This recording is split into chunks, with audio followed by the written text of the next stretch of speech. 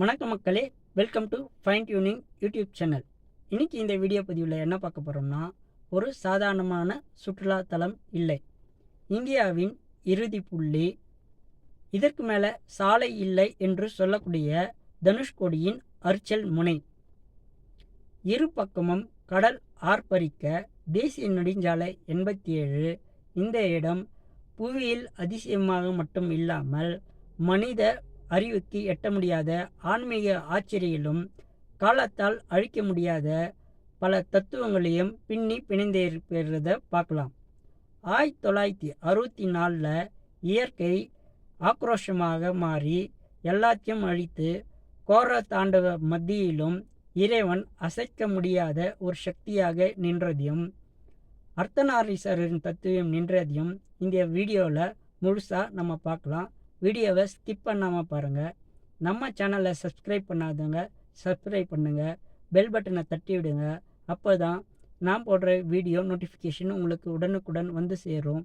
நீங்களும் வீடியோவை கண்டு மகிழலாம். ராமேஸ்வரத்திலிருந்து தனுஷ்கோடி செல்லும் சாலை தேசிய நெடுஞ்சாலை 87. அது அரிச்சல் முனையில் போய் நிறைவடையுது. இந்தியாவின் இறுதி புள்ளி. இந்த இடத்துல இருந்து நீங்கள் பார்த்தீங்கன்னா கடலானது உங்கள் கண்களுக்கு ஒரு அழகான ஒரு விசித்திரம், உங்கள் கண்கள் வியப்படைகிற அளவுக்கு ஒரு விசித்திரமான காட்சி தெரியுது. அது என்னன்னா, வலதுபுறம் உள்ள இந்திய பெருங்கடலானது மிகவும் ஆக்ரோஷத்தோடு கடல் அலைகள் கரு பச்சை நிறத்தில் கரையை மோதிக்கொண்டிருக்கும். அதே இடதுபுறம் பார்த்தீங்கன்னா வங்காள விரிகுடா ஒரு சாந்தமாக குளமாக கடல் நிறம் நீல நிறத்திலோட காட்சியளிக்கும்.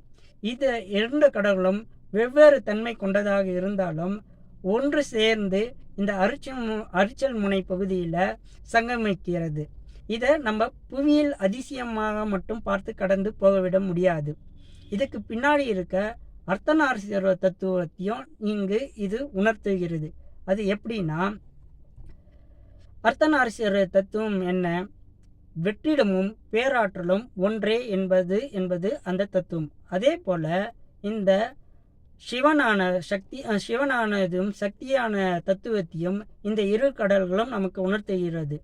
சிவன் சக்தியாக இந்திய பெருங்கடல் ஆக்ரோஷமாகவும், வங்காள விரிகுடா தேவி சக்தியாக கருணை உள்ள கொண்டதாகவும் அமைதியாகவும் ஒரு சேர சங்கமிக்கிற ஒரு தத்துவமாக இந்த இடத்த நமக்கு பிரதிபலிக்கிறது.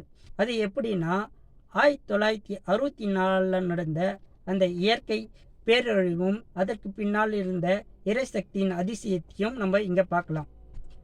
1964 இயற்கை சமநிலை தவிர்த்து ஒரு ருத்ர தாண்டவம் ஆடிச்சு.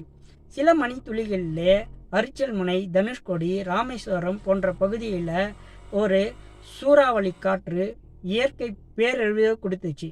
அது கரெக்டாக நைட்டு 11:55க்கு பேசஞ்சர் ட்ரெயினில் பயணித்த அனைத்து பயணிகளையும் இந்த சூறாவளி காற்றானது கடலில் தள்ளி ஜலசமாதியை பண்ணிச்சு.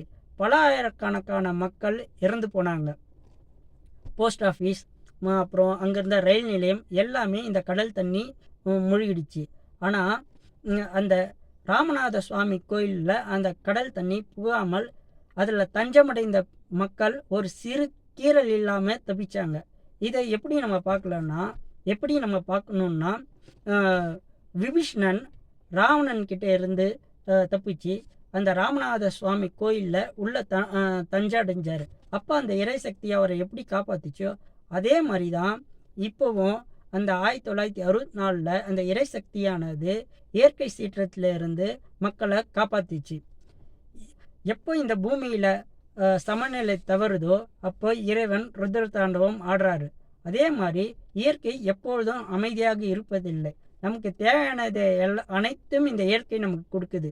ஆனால் நம்ம எப்போ இந்த இயற்கை மீது உள்ள ஒரு ஆற்றலை மதிக்காமல் நம்ம திமிரா நடக்க சொல்ல இந்த இயற்கை தன்னுடைய அமைதியை நிறுத்தி ஒரு ருத்ர தாண்டவம் ஆடுதோ அந்த மாதிரி நிகழாத இதை பார்க்கணும்.